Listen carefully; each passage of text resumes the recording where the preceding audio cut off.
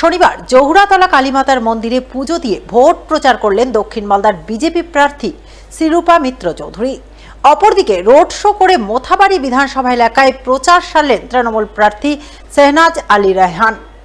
আগামী 7ই মে মালদার দুটি লোকসভা আসনের নির্বাচন। এই নির্বাচনে দক্ষিণ মালদা আসন থেকে বিজেপির প্রতীকে ভোটে লড়ছেন শিরূপা মিত্র চৌধুরী। তিনি শনিবার ভোট প্রচার শুরুর প্রাক্কালে মালদার ঐতিহ্যবাহী জহুরা মাতার কালী মন্দিরে পুজো দেন। পুজোর পর প্রসাদ বিতরণ করেন মন্দিরে আগত ভক্তদের মধ্যে। এরপর প্রচার শুরুর প্রাক্কালে তিনি সংবাদ মাধ্যমের মুখোমুখি হয়ে বলেন, মা জহুরার কৃপা ছাড়া কোনো কিছুই হবে না, তাই মায়ের কাছে কৃপা প্রার্থনা করতে এসেছেন। এ মনে হচ্ছে মায়ের কৃপায় এবার দক্ষিণ মালদায় পদ্ম ফুল ফুটবে। মালদার বিখ্যাত আমাদের মা জহরাতলায় ইংলিশ বাজারে পুজো দিয়ে মায়ের কাছে কৃপা প্রার্থনা করলাম। মা জহরার কৃপা সবাই প্রার্থনা করতে আসেন। আমিও লোকসভার নির্বাচনে উত্তীর্ণ হয়েছি, তাই আমি সেখানে মায়ের কাছে কৃপা প্রার্থনা করতে এসেছিলাম। মা জহরার কৃপায় আমার মনে হচ্ছে এবার মা আমাদের তরি পার করে দেবেন। মানুষ তো জয় শ্রীরামের নামে পাগল হয়ে রয়েছে।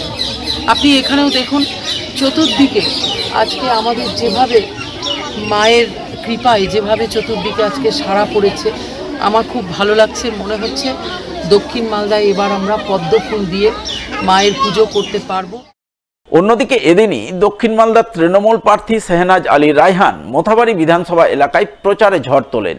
তিনি মোথাবাড়ির বিধায়ক তথা রাজ্যের মন্ত্রী সাবিনা ইয়াসমিনকে পাশে নিয়ে রোড শো করে বিভিন্ন এলাকায় ভোট প্রচার করেন। তৃণমূল প্রার্থীর হয়ে সাধারণ মানুষের কাছে ভোট প্রার্থনা করেন মন্ত্রী সাবিনা ইয়াসমিন। হ্যাঁ, মানে বাইক র্যালি বিশাল, এবং সব থেকে বড় কথা হচ্ছে রাস্তার দুধারে যেভাবে জনতা আমাদেরকে দোয়া করছে, আশীর্বাদ করছে, আমাদেরকে উৎসাহ দিচ্ছে, তাতে আমি খুবই খুশি যে আমাদের কর্মীরাও একটা নতুন প্রাণ ফিরে পাচ্ছে এবং প্রচারে একটা আলাদা মাত্রা এনে দিয়েছে।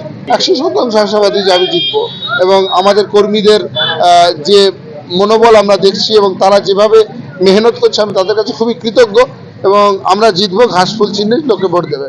দিদি মমতা ব্যানার্জির আশীর্বাদ ধন্য এবং তারা অভিষেক ব্যানার্জির স্নেহ ধন্য শেহনাজ আলী আমাদের প্রার্থী হয়েছে, এবং আমরা খুব খুশি। একটা হাইলি এডুকেটেড ছেলে প্রার্থী হয়েছে, তরুণ তাজা ছেলে প্রার্থী হয়েছে, মানুষ খুব খুশি আছে।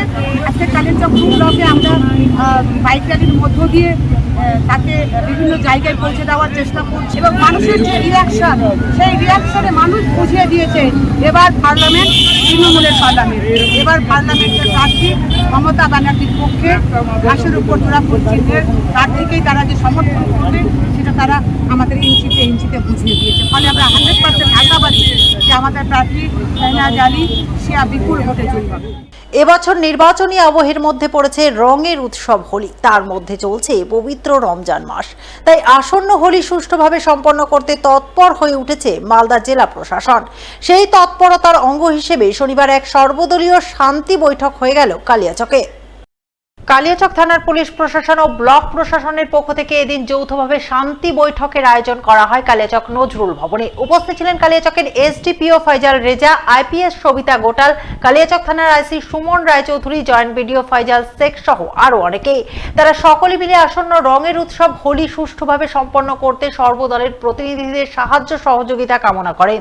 সকলকে মিলেমিশে শান্তি শৃঙ্খলা বজায় রেখে দোল ও হোলি উৎসব পালনের বার্তা দেন।